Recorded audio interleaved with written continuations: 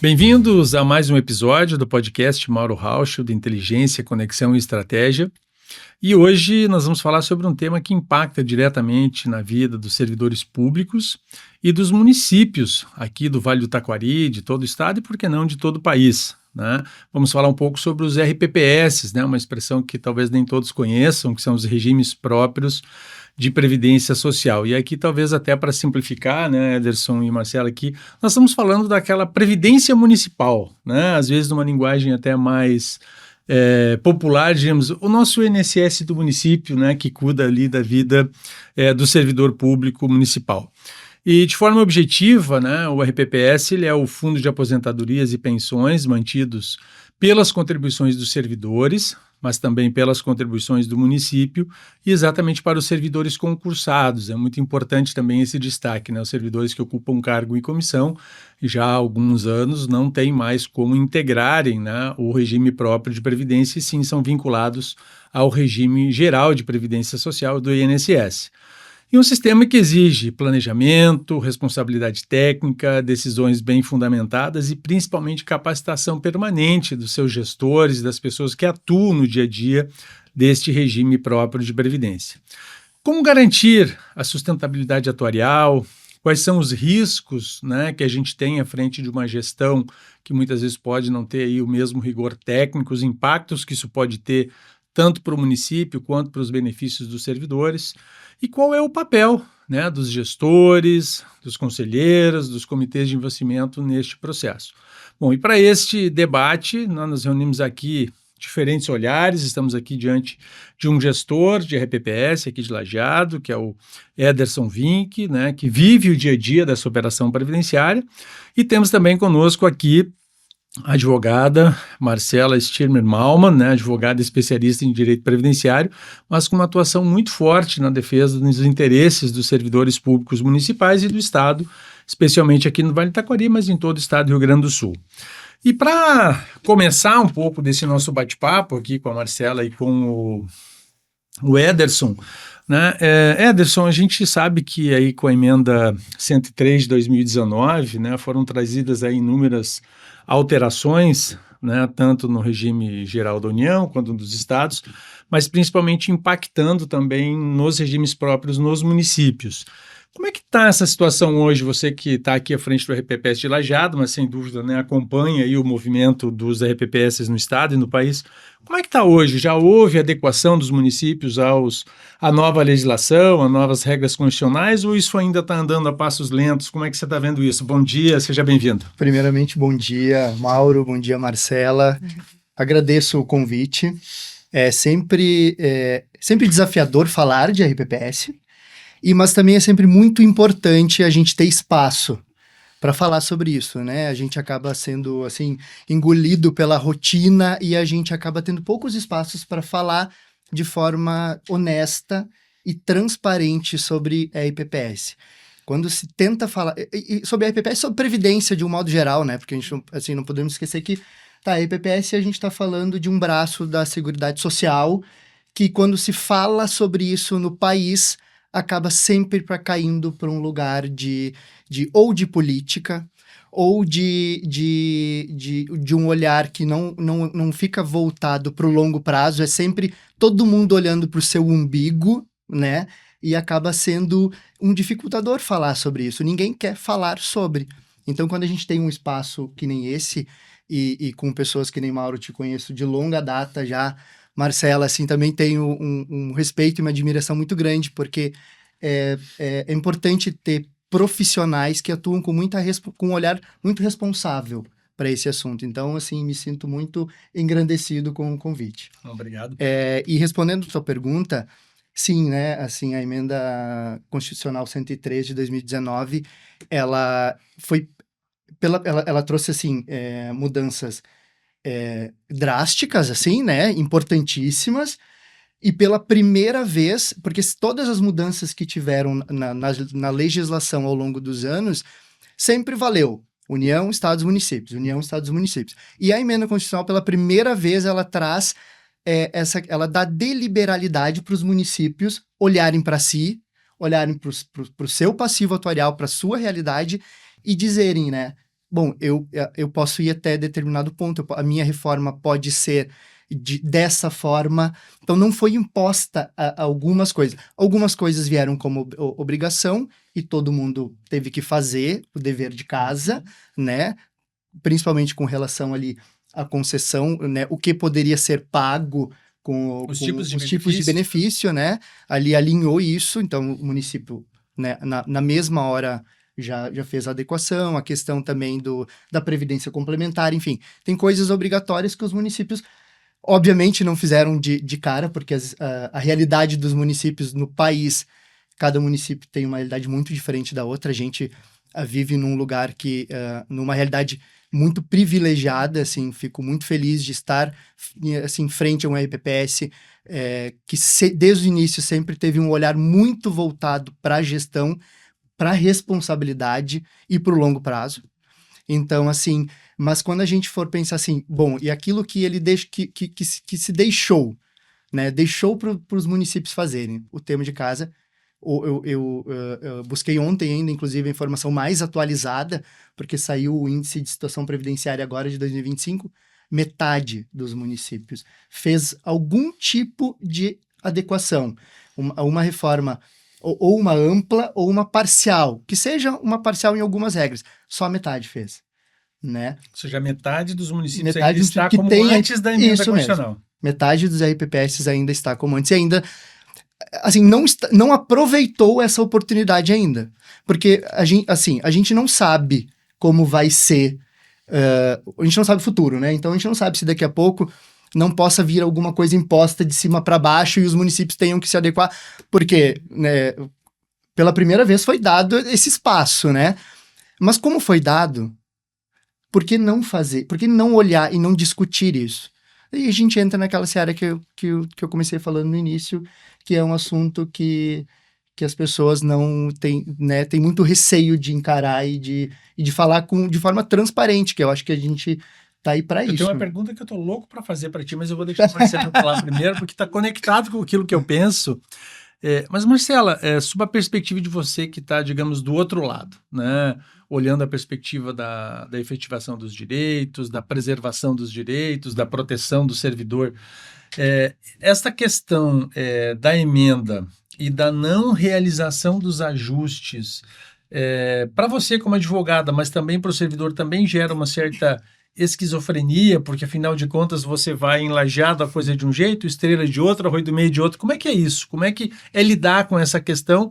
E olhando assim, pela perspectiva do servidor, pô, será que o professor de Lajeado e o professor de Estrela teriam que ter tratamentos distintos, ou poderiam ter tratamentos distintos? O enfermeiro, né, do posto da UPA, de Lajeado e de Arroio do Meio, de Encantado também. Como é que a gente lida com isso? Bom dia, primeiramente. Eu também gostaria de agradecer o convite, porque eu fiquei imensamente contente em participar dessa mesa, né? O Edson é uma pessoa também que eu conheço aqui do município, porque minha atuação principal é aqui na região, né? E Lajeado é a nossa base. Mauro também, muito contente com o convite, obrigada por ter lembrado do nosso nome para compor essa mesa. E assim, eu acho que para responder essa tua pergunta, eu não posso me restringir à emenda constitucional 103, né? Porque reformas já ocorreram antes mesmo da emenda constitucional 103 nos municípios que nós atuamos, né? Então, realmente, para o operador do direito, após a reforma ficou mais complicado. Porque a gente tem que ir lá no CadPrev, às vezes o CadPrev não está atualizado.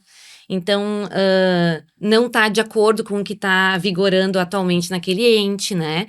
Então, para o operador do direito ficou muito complexo, muito mais complexo do que antes, porque a gente tem que verificar qual é a legislação que está vigente hoje. Foi feita adequação às regras da emenda constitucional 103 ou não?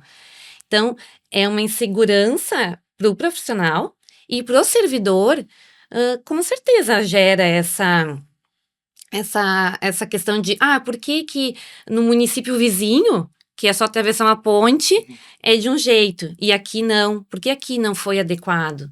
Né? Por que as regras lá são mais benéficas do que aqui?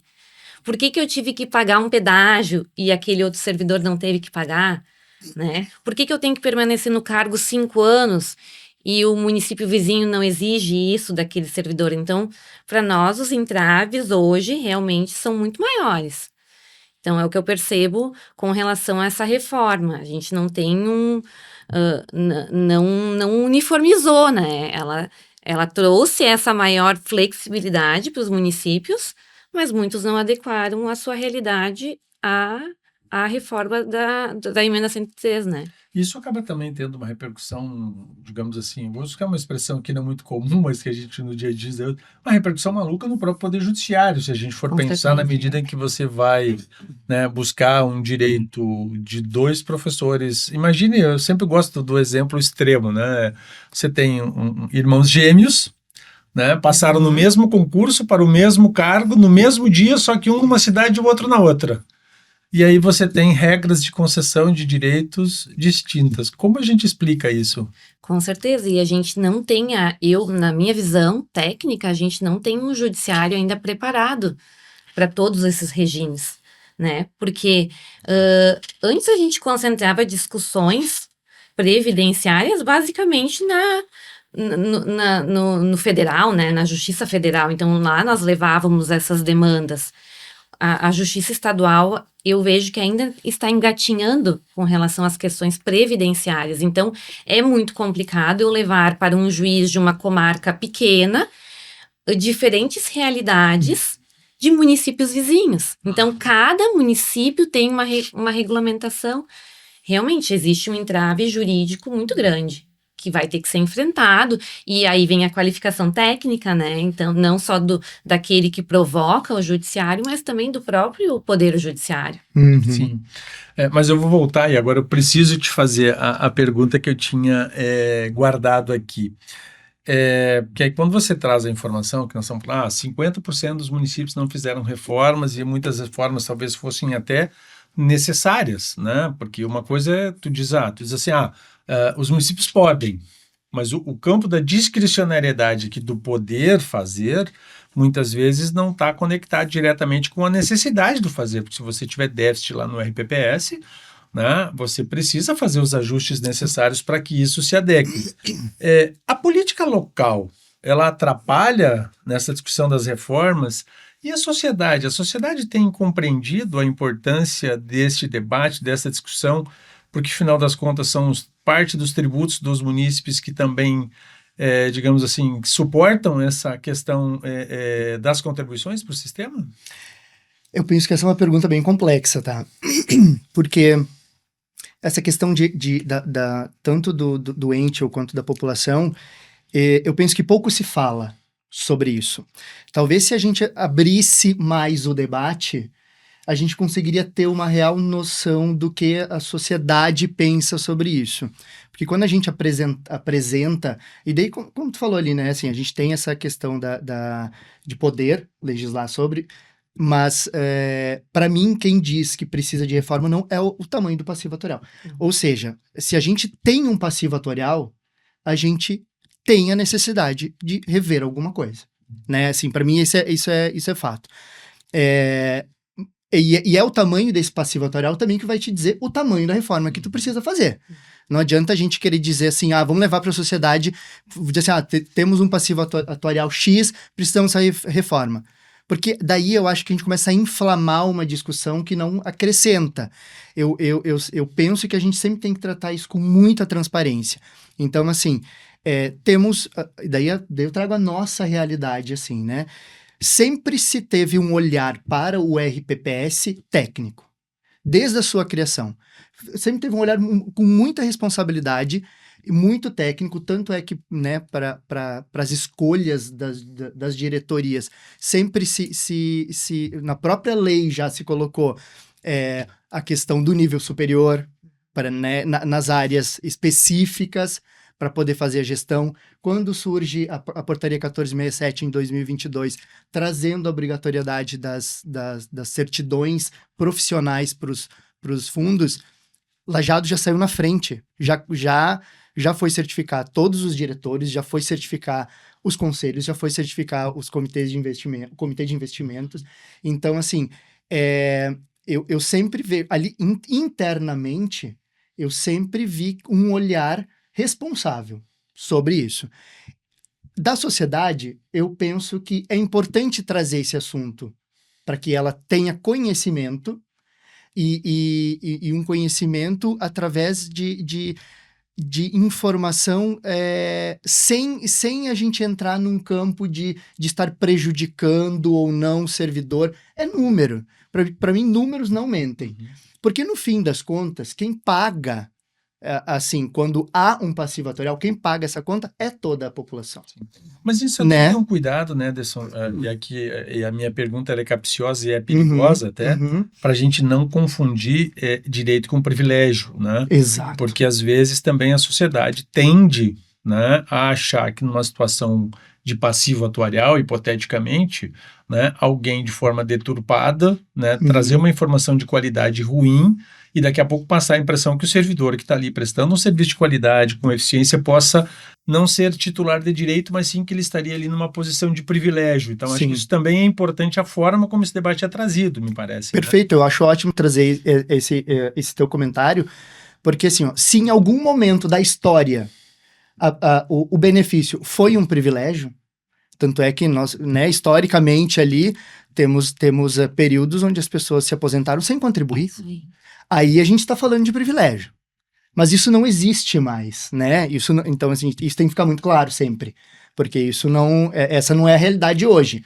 Talvez hoje a gente tenha que pagar essa conta, né? De escolhas do passado, que, enfim, a gente tem total ingerência sobre, mas é muito importante frisar isso, assim, não estamos falando de privilégio, estamos falando de direitos. E eu me preocupo, né, Marcela, sempre assim, né, porque é uma tendência, né, natural da sociedade, às vezes, né, transformar o servidor público num privilegiado, né, é bem comum, uma roda de bar, né, às vezes ali quando tem um funcionário público fazendo um serviço de rua extremamente importante, às vezes ali, né, desentupindo uma boca de lobo, fazendo alguma coisa, mas sempre tem alguém para passar por ali e fazer um comentário pejorativo com relação a esse trabalho. Então, acho que isso, né, também é importante, porque senão, daqui a pouco, aquilo que é para ser a proteção do servidor acaba sendo um problema para o servidor na vida dele, né? E até mesmo porque as normativas, as reformas, elas têm que preservar uma segurança jurídica, né, um direito adquirido, uma irredutibilidade salarial.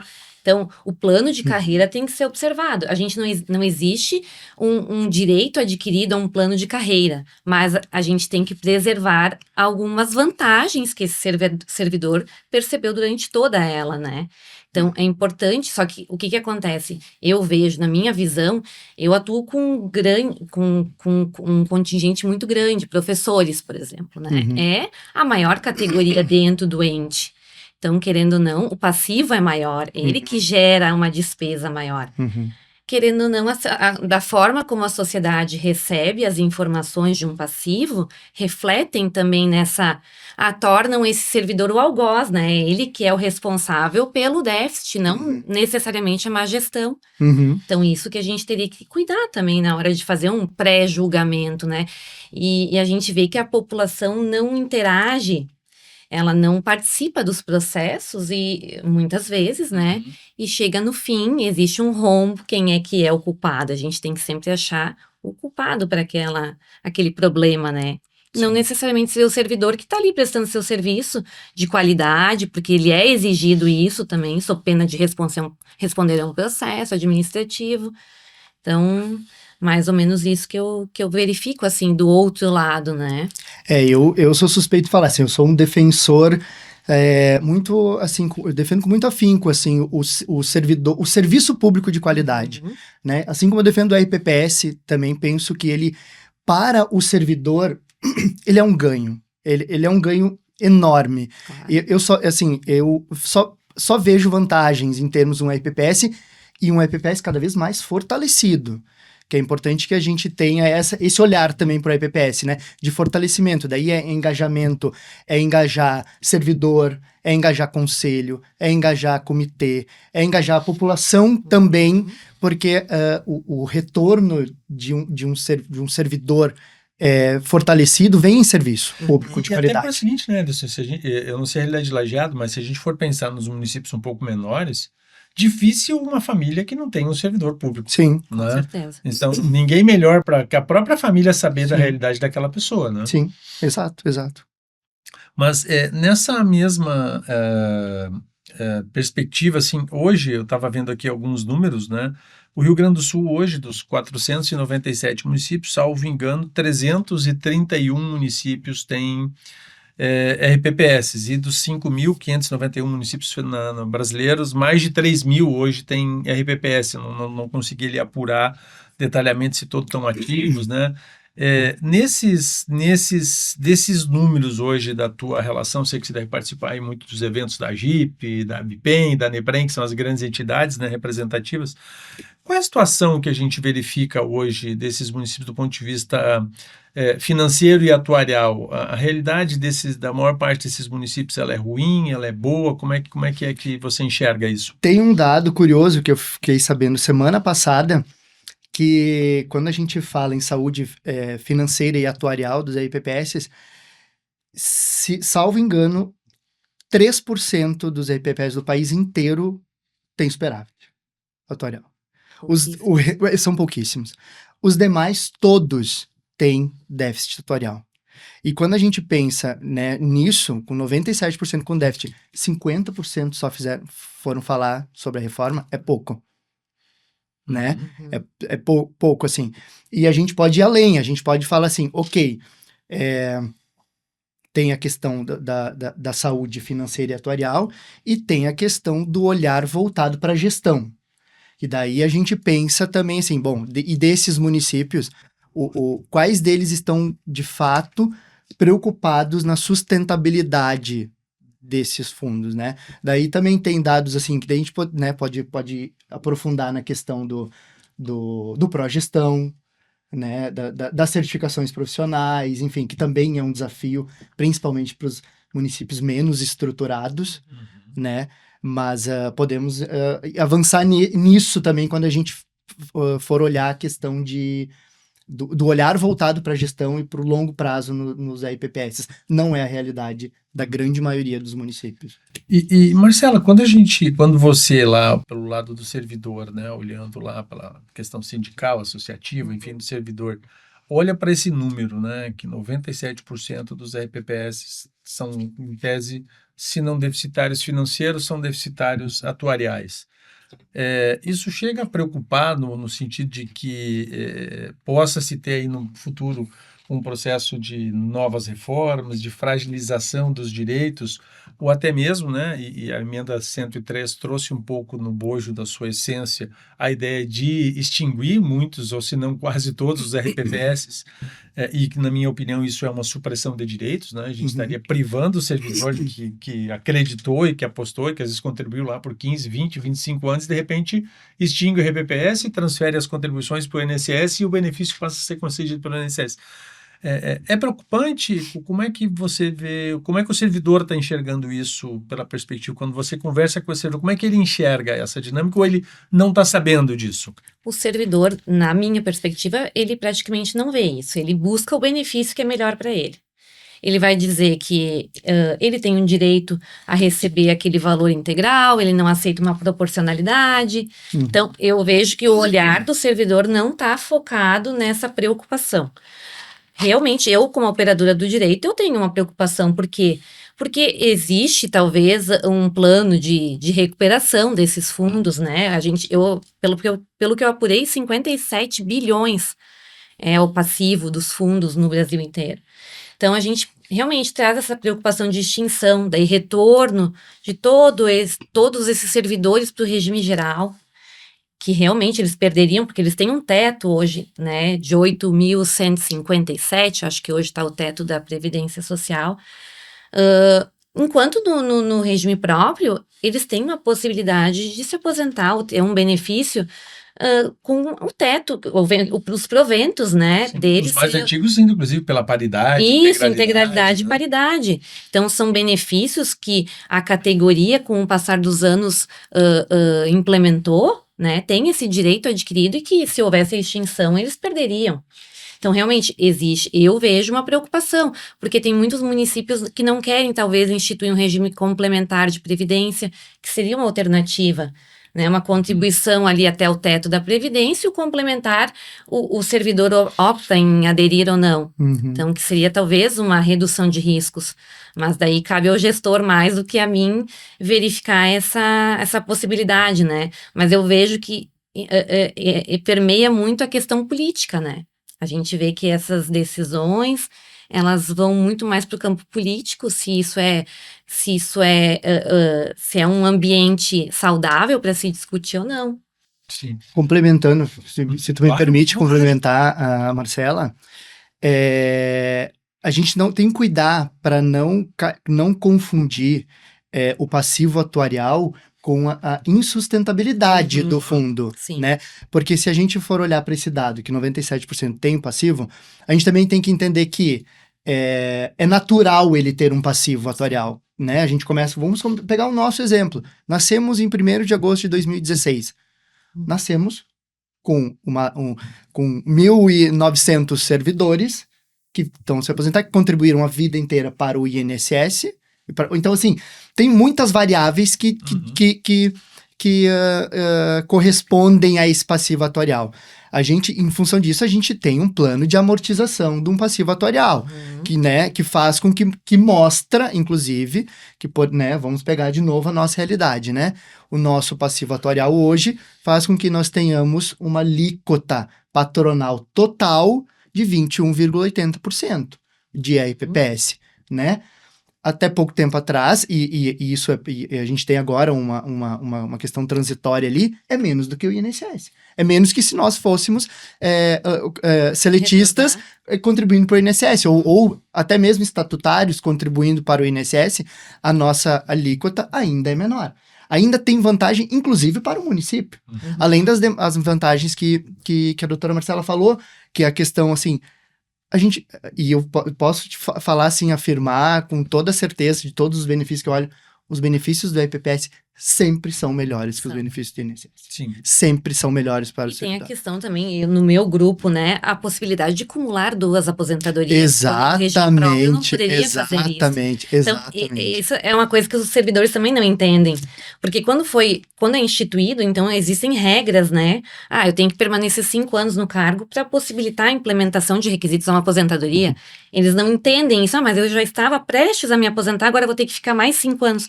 Bom, mas com o novo regime, tu pode ter 2 aposentadorias. Quando no regime geral, tu não consegue. Isso é maravilhoso. Isso é maravilhoso. É importante, talvez até só para quem está nos ouvindo, né? Para quem está nos assistindo, deixar isso claro, porque como é que alguém, né, passa a ter 2 benefícios? Mas vamos imaginar o seguinte, um professor tem 2 vínculos, um vínculo com estrela e um vínculo com lajeado. Aí ele passa a ter o regime próprio em lajeado. Então, ele pega o vínculo de RGPS que ele tinha, leva para o RPPS e ele passa a se aposentar em lajeado pelo regime próprio. E se estrela... Vamos pegar Bom Retiro como exemplo, que é o regime Bom Retiro não tem RPPS.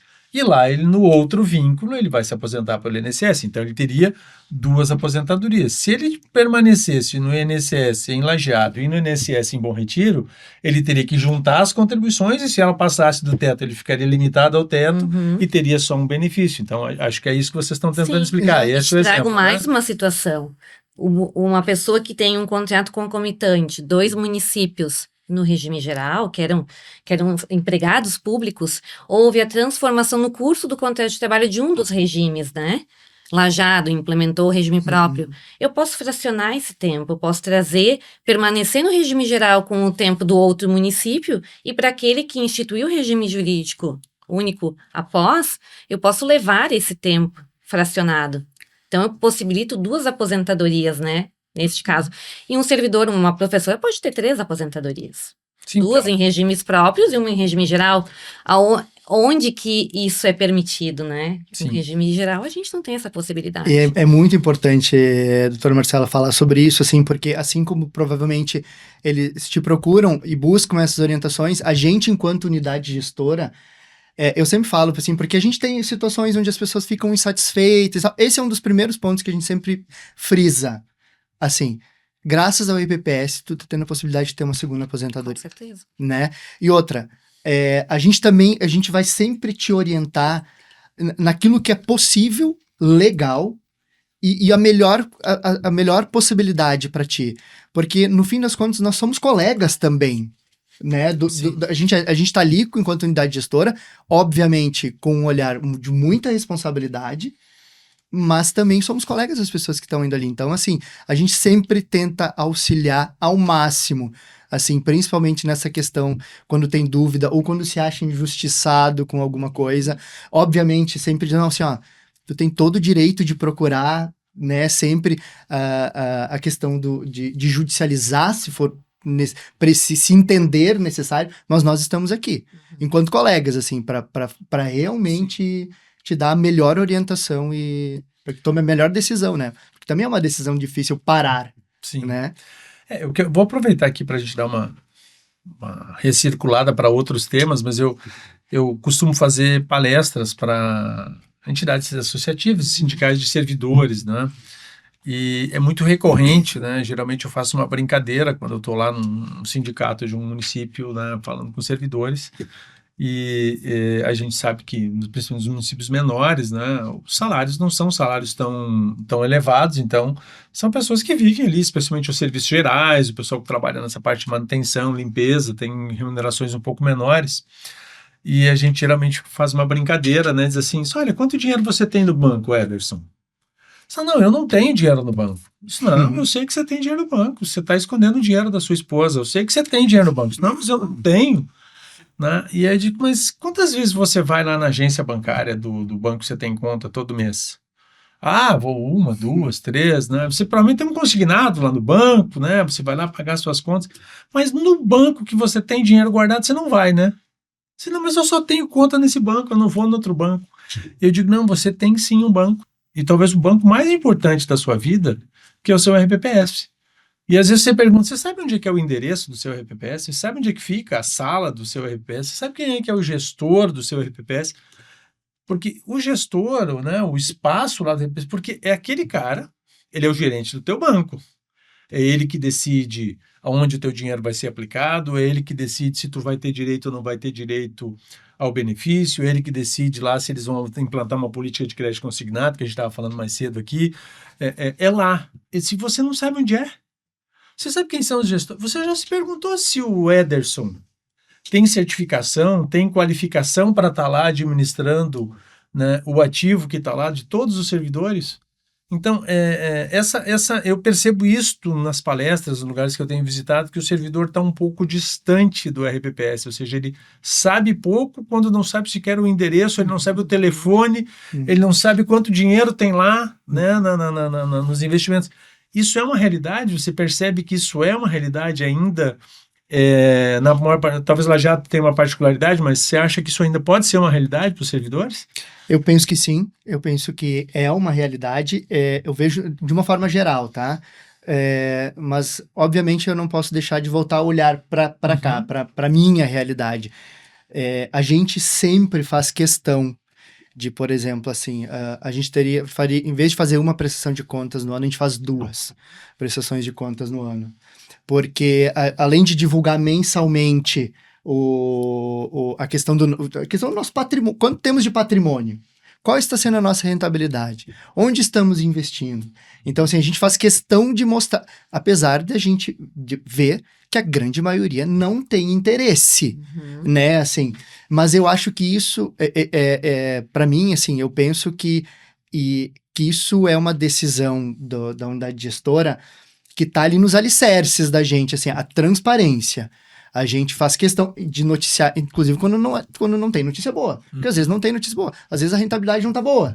Às vezes, né, a gente passou por um período ali em 2022 que foi um período muito crítico, principalmente porque a gente, além de conceder o benefício, pagar o benefício, a gente faz a gestão de todo esse patrimônio. Né? Hoje nós temos 343 milhões, né, de patrimônio investidos e decidindo onde investir. Então, por vezes, esses investimentos não saem como a gente quer, mas a gente faz questão de mostrar. As pessoas precisam saber onde está sendo investido, qual é a estratégia. Então, assim, além de, obviamente, né, da qualificação ali do comitê de investimentos, dos próprios conselhos, onde todo mês a gente leva para os conselhos, olha, esse mês tem este patrimônio, isso de rentabilidade, atingimos a meta, não atingimos a meta, estamos abaixo, estamos acima. a gente leva isso para o grande público também. Além das prestações de contas na questão quando tem as avaliações atuariais, tem pouca adesão. Tem aumentado um pouquinho a cada ano? Tem. A gente vem percebendo que... é um trabalho de formiguinha, assim, engajar os servidores por um assunto que talvez seja chato, entre aspas, né? Assim... Pois é, talvez a pergunta que eu ia fazer para Marcelo nessa linha. Você acha que isso é confiança no RPPS ou é desconhecimento do servidor de estar tão pouco engajado com a realidade do seu fundo de previdência municipal? Eu acho que eles não têm conhecimento mesmo de como é que funciona a máquina, como é que funciona essa gestão. Todo mundo acho que está tão preocupado em trabalhar, em focar na sua área de atuação, que acaba não interagindo com os outros setores municipais, né? Não é só o servidor, é a população num todo. Falta um pouco de uma educação voltada a isso, né? Dessa boa governança que tu referes, eu acho que é ótimo para vocês, garante que vocês não sejam responsabilizados num futuro com relação ao rombo, alguma coisa assim, mas falta uma atuação tanto da população geral como do servidor. Ele não tem, acho que, a real noção de como é a gestão desse RPPS. Pelo menos é o que eu vejo, é o que vem para mim. Eles estão preocupados e focados só no seu benefício. O benefício é o quê? A aposentadoria. É isso. Eles dificilmente interagem, né? Participam das reuniões, dessa divulgação dos números, né?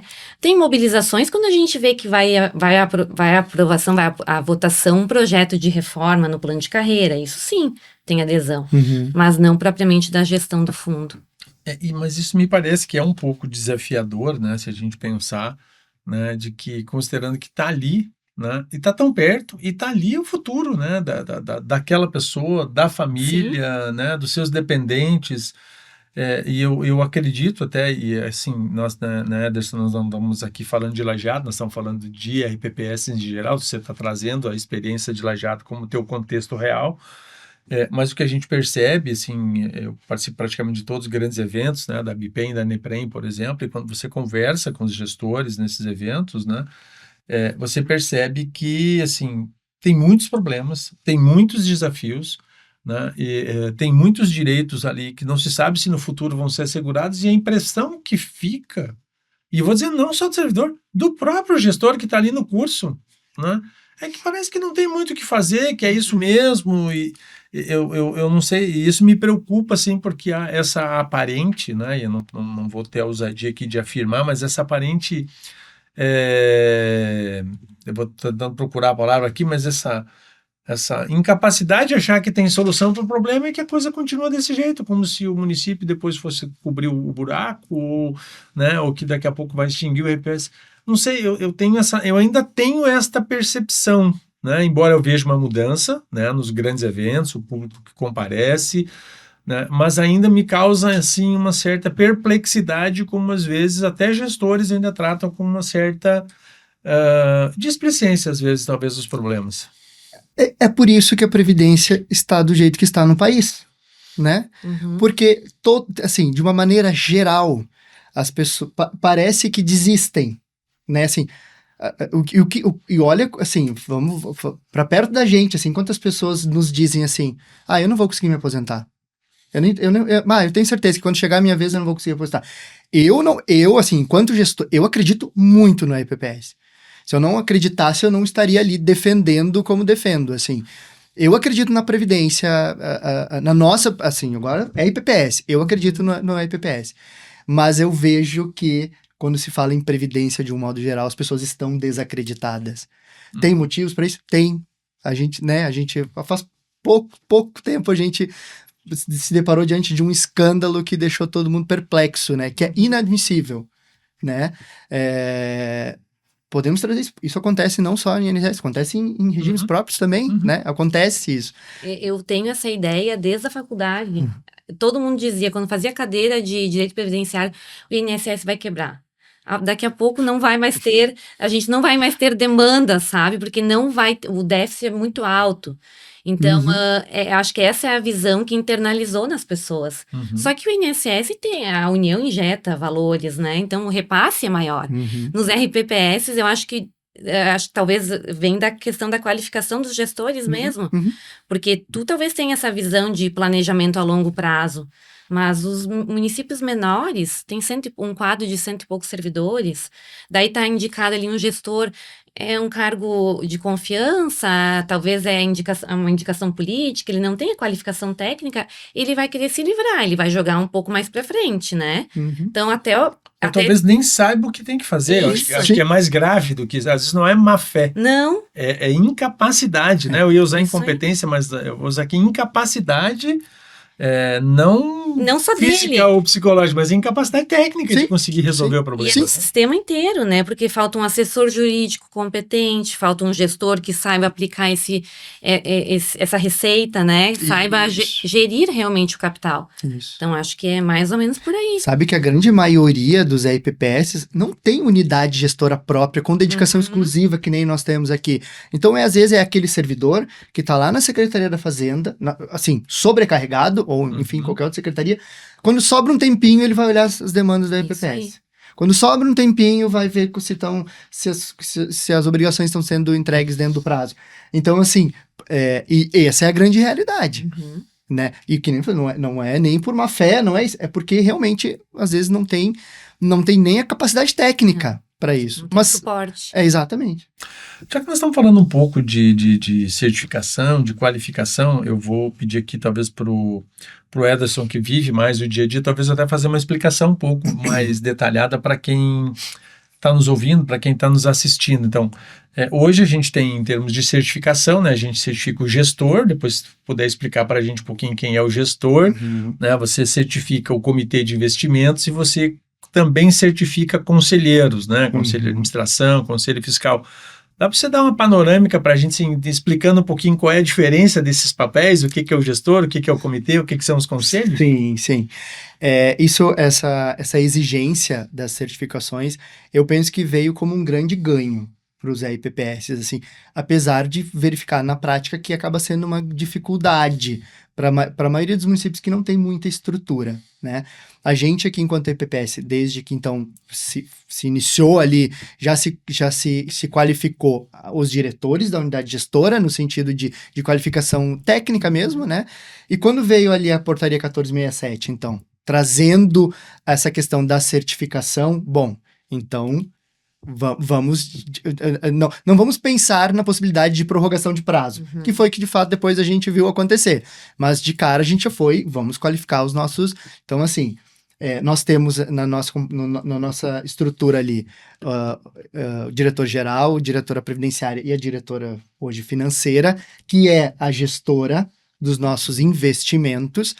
Vinculada a ela, nós temos um comitê de investimentos, que então o comitê de investimentos, junto com a gestora, define toda a política de investimentos do ano e mensalmente a estratégia, se ela tá de acordo, não está de acordo.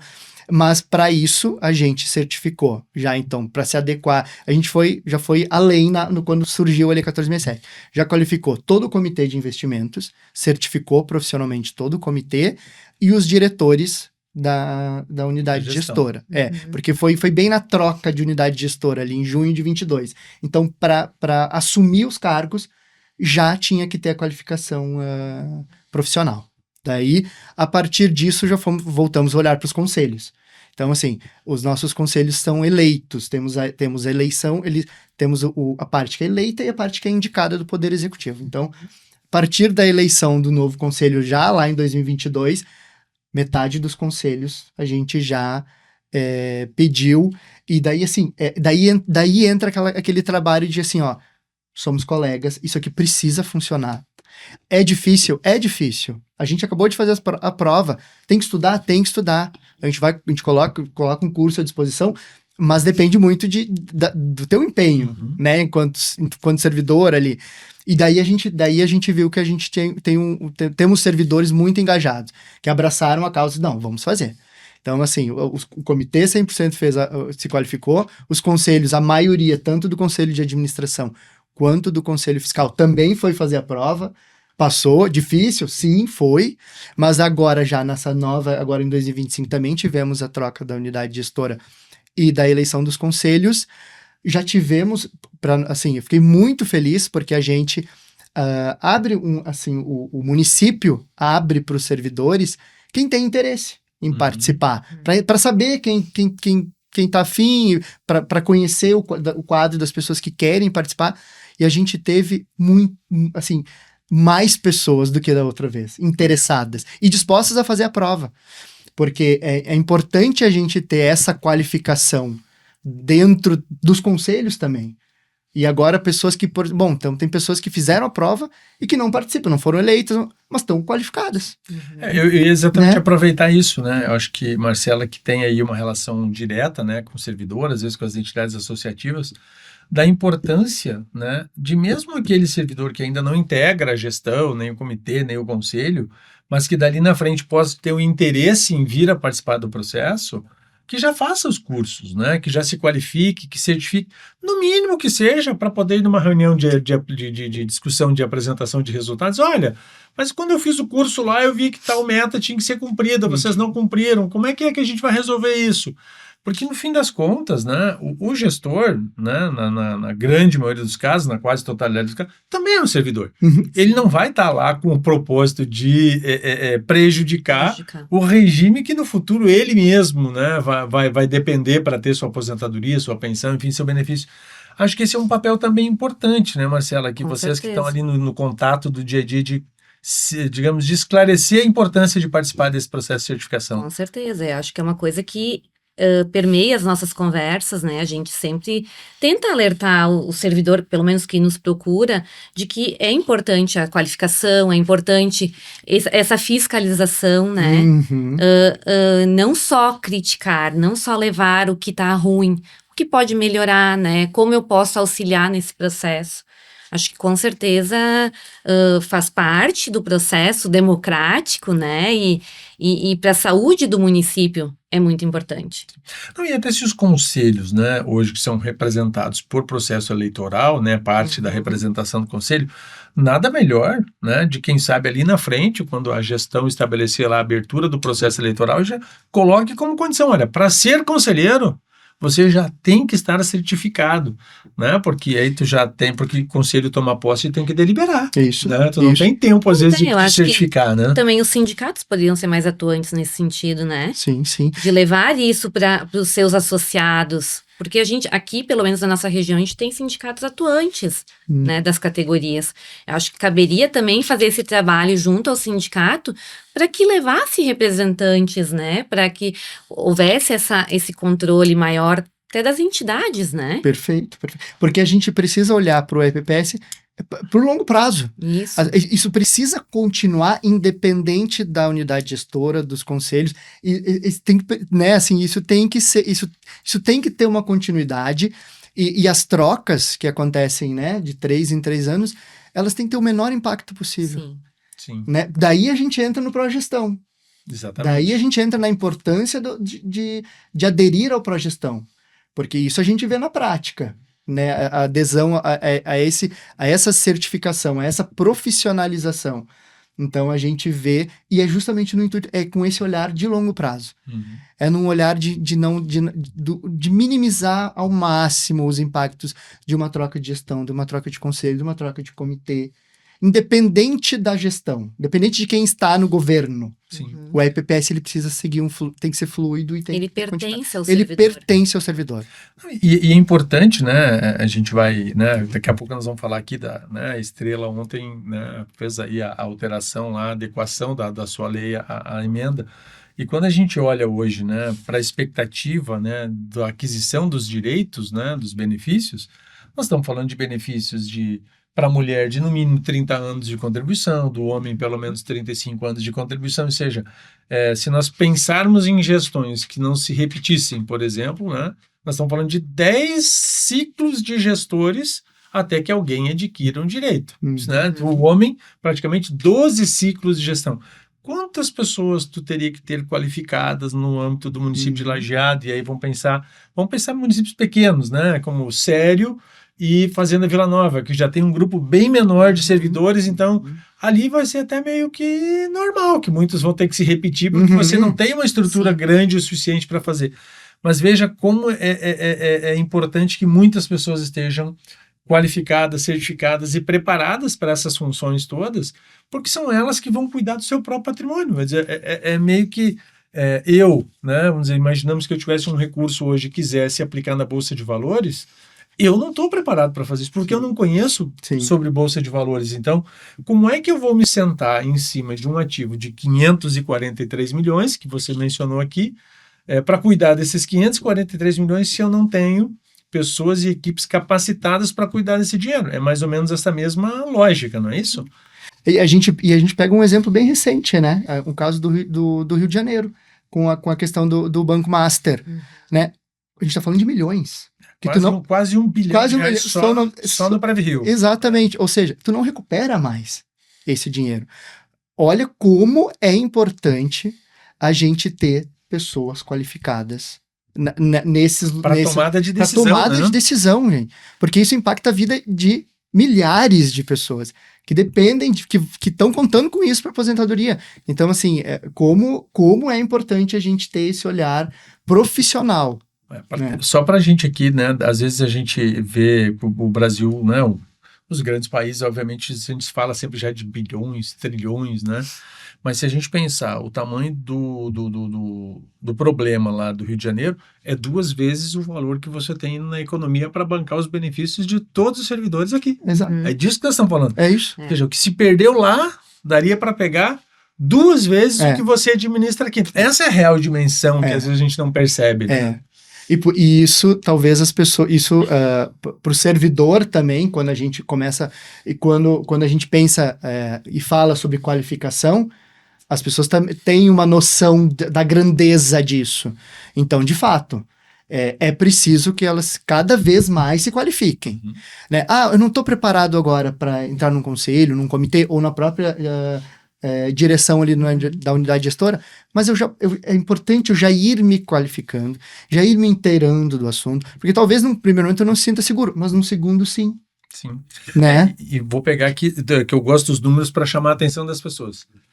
Eu não tenho aqui os dados agora, mas eu tenho certeza que dos nossos 36 ou 38 municípios aqui do Vale do Taquari, numa gestão de 4 anos, a grande maioria, talvez tirando Lajeado, Teutônia, Arroio do Meio, Encantado talvez, Estrela, não tem 543 milhões de orçamento para gastar ao longo de 4 anos. Não. Então vejam o tamanho da responsabilidade de você estar aqui, que você tem 4 anos de gestão de um município que não tem na receita o ativo que vocês fazem a gestão aqui. O nosso patrimônio. Isso é a dimensão da grandeza que, para quem está nos ouvindo, para quem está nos assistindo, compreenda, né, de que nós estamos falando aqui de algo que é muito sério, muito responsável e que por vezes está passando despercebido por todo mundo. Né? Sim, sim. É verdade, isso é muito importante essa tua observação, assim. Olha o tamanho do patrimônio frente aos municípios que temos aqui, vizinhos. Exatamente. Né? Então, está lidando com orçamento de quantos municípios? Exatamente. Se bobear aqui, metade dos municípios juntos não conseguem fazer essa reunião desses valores. Então, acho que isso é extremamente importante. E eu acho que acho que a gente tem um desafio aqui, me parece, né? Nossa proposta, Ederson e Marcela, ao longo deste ano de 2026, nós inauguramos hoje, é trazer um pouco mais desse assunto à tona, né? Porque esse é um assunto que, além de implicar diretamente na vida do servidor, ele também, né? Ele bate no dia a dia na porta do munícipe, né? Porque toda vez, né, o Ederson trazia aqui antes, né, 21,8% hoje é a alíquota patronal de Lajeado. Mas se hoje a gente tivesse alguma situação que tivesse que aumentar a alíquota, né, essa alíquota que seria aumentada, ela sairia dos recursos, dos tributos que são pagos pelas empresas, pelas pessoas na cidade aqui, pelo comércio, né, e que daqui a pouco, ao invés de estar sendo reinvestidos e reaplicados, né, na saúde, na educação, na qualidade de vida das pessoas, acabaria tendo que estar ali sendo aplicado para recompor eventuais, né, problemas financeiros que você eventualmente tivesse ali na gestão. Então, acho que a gente pretende aí, né, fazer com que vocês, então, estejam conosco aí ao longo de 2026. Claro, vamos convidar aqui os prefeitos que têm a RPPS para fazerem parte desse debate, né? Nós estamos planejando aí talvez fazer até um seminário aqui da região para discutir esse assunto, né? Não só com os gestores e com os prefeitos, mas trazer também os servidores para participarem desse debate, para mostrar que nós estamos falando aqui, né? Eu não tenho dúvida que aqui no Vale do Taquari hoje nós devemos ter mais de 3 bilhões de reais em ativos nos RPPS. Né? É uma grande riqueza local, né? É um recurso que está aqui para sustentar aí a vida, né? Benefícios de aposentadoria e pensão de servidores ao longo aí das próximas décadas, e que a gente precisa garantir que eles estejam sob boa gestão, que as pessoas compreendam a importância, que as pessoas participem, né? Porque nós estamos falando dos seus direitos, né? Ou dos direitos dos seus dependentes. Então, fica aqui lançado, né, esse desafio para a gente, então, prosseguir debatendo e conversando um pouco mais sobre esse tema. Com certeza, uma vez que agora a gente viu que a gente vai sobreviver ao nosso primeiro podcast, podemos voltar, né, doutora Marcela? Eu acho que é importante esse debate, né, que traz os dois lados, né? A gente está trazendo a parte da gestão, que não é uma realidade para todos, né, que a gente não vivencia isso todos os dias, eu tô do outro lado, mas ao mesmo tempo em que eu tô atuando, eu tô tentando verificar a atuação dos municípios, né, por quê? Porque é importante para o servidor, é importante que o município seja superavitário, é importante que o município tenha gestores responsáveis, qualificados tecnicamente, porque isso engrandece o debate também, né? Sim. A gente tem demandas que vão ter resistência, com certeza, porque faz parte do jogo, Sim. né? Nada é estanque ou que a gente não possa discutir, né? Mas eu acho que é importante esse debate que aproxime também as duas partes, né? Os dois lados. Sim. Eu acho que o objetivo da mesa, né, de conversa, ela nunca é fazer com que haja concordância a tudo ou discordância em tudo. Eu acho que até acho que essa discussão que o Ederson trouxe logo no começo, né, que só 50% dos municípios fizeram as adequações, é uma pauta que a gente pode trazer para cá com prefeitos, com vereadores, com líderes de sindicatos e associações de servidores, porque às vezes, né, a gente se fecha na ideia de que ou alguém quer nos prejudicar, ou alguém, né, ou só a gente é que é prejudicado. Aonde está o entrave, né, para que ela não aconteça? E às vezes isso está associado à falta de compreensão, né? Porque aquilo que eu já disse aqui, né, previdência é longo prazo. Então não dá para achar que o que não é um problema hoje não possa se tornar um problema amanhã. Então, quanto mais a gente conseguir fazer ajustes, fazer adequações, fazer pequenas mudanças que praticamente não impactam para ti nesses momentos, mas pode ser que lá no longo prazo eles te tragam proteção, te tragam conforto, do que muito pior do que tu nunca faz. E aí quando chega o momento tu tem que fazer uma grande mudança e aí você acaba suprimindo direitos, e aí que eu sempre me preocupo mais. Porque ajustes que você faz ao longo da linha dos 30, 35, 40 anos da vida do servidor, ele vai se acomodando, ele vai se ajeitando, eu sei que ali talvez não vai ser mais tudo aquilo. Agora, quando você imagina, você está na porta da tua aposentadoria, e aí tu está preparado para receber ali o teto do benefício de 8 mil e alguma coisa, e aí vem aqui e diz, olha, gente, vamos ter que fazer um saldamento de benefício aqui, né?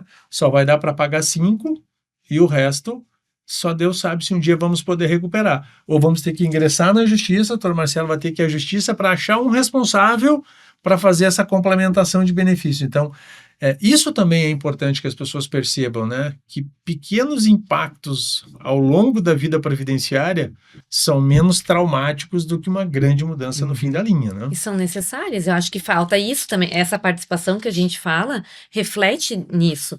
Porque se o servidor acompanha toda a gestão do fundo, ele vai entender essas reformas, ele vai aceitar, claro, ele vai ter que pagar, talvez, mas tá aí a solidariedade, né, que é um dos princípios que fundamentam o sistema. Então, eu acho que faz parte. O problema que a gente vê é que chega no fim, na hora da aposentadoria, e ele tem esse problema. Agora as regras mudaram. Isso traz uma sensação de injustiça maior. Exato. E não adianta, quanto mais a gente falar sobre isso, que é inclusive uma das tuas propostas ali para o próximo ano, quanto mais a gente fala sobre isso, mais palpável vai ficando, né? Mais real. Mais real, então assim, não tem por que não. Vamos falar mais sobre, né? Por mais que a gente discorde de muitas coisas, não tem problema nenhum na discordância. a gente precisa falar sobre e fazer com que as pessoas assimilem cada vez mais o que é o RPPS, para que serve o RPPS, a importância do RPPS, o impacto não só dentro da prefeitura, mas o impacto na cidade toda. Então, assim, quanto mais a gente estiver aberto para o diálogo, melhor e mais todo mundo avança, né, e cresce. Eu brinco que o meu desejo, num dos próximos debates, é a gente trazer um colega advogado, servidor municipal e que seja gestor. Eu tenho um nome para te indicar.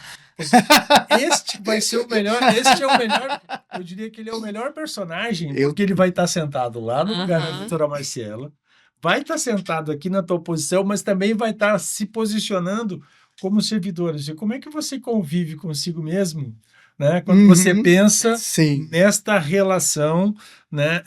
E aí não é ambígua, né? Nem sei como é que seria a expressão, mas que parte nessa relação tripartite, né? De te colocar como advogado que pensa o direito, como gestor que tem que olhar como é que o RPPS funciona e como servidor que é o titular do direito.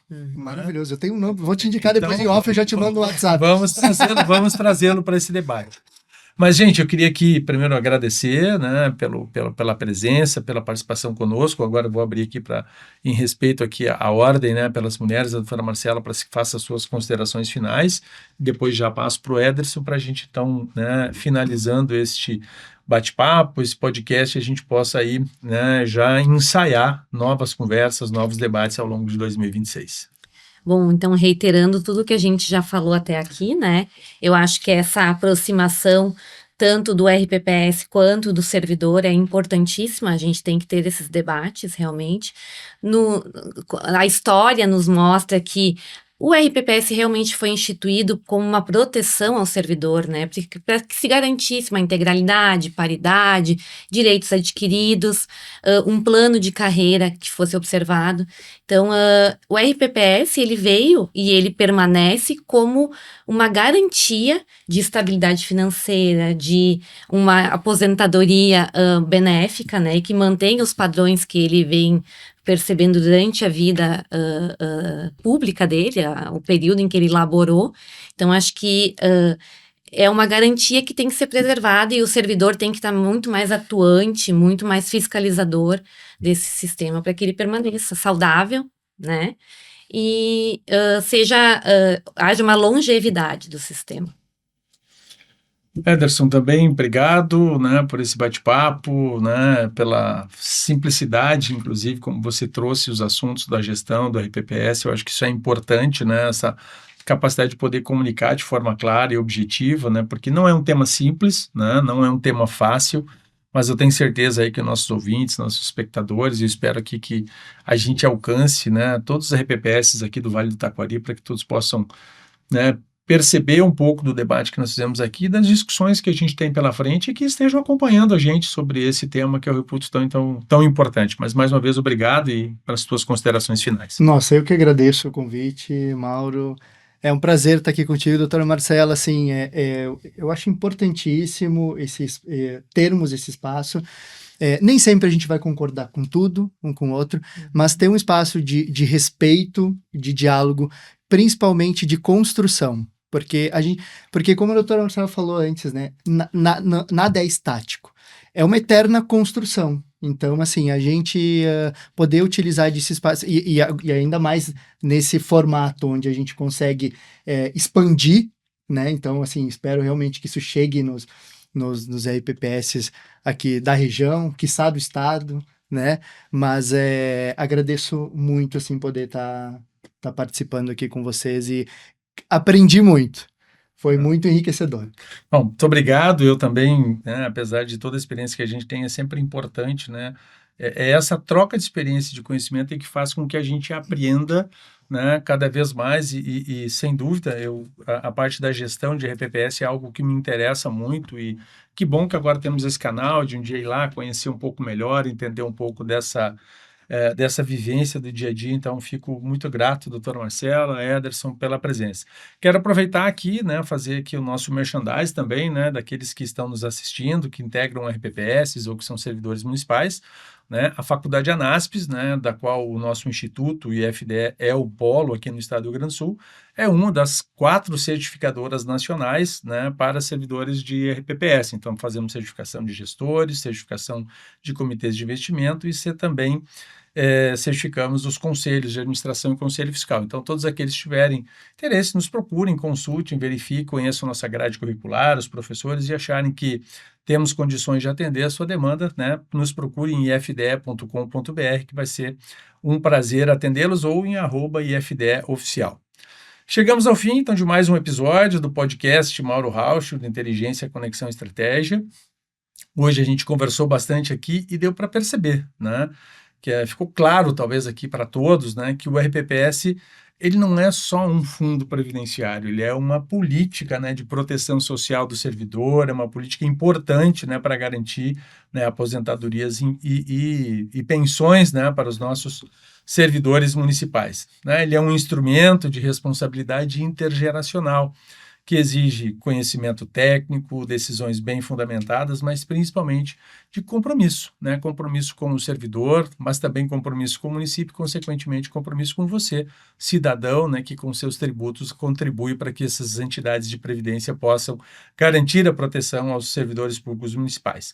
Seguimos aqui conectando pessoas, experiências e soluções para fortalecer a gestão pública e promover o desenvolvimento com inteligência, conexão e estratégia. Obrigado pela companhia de todos e até o próximo episódio.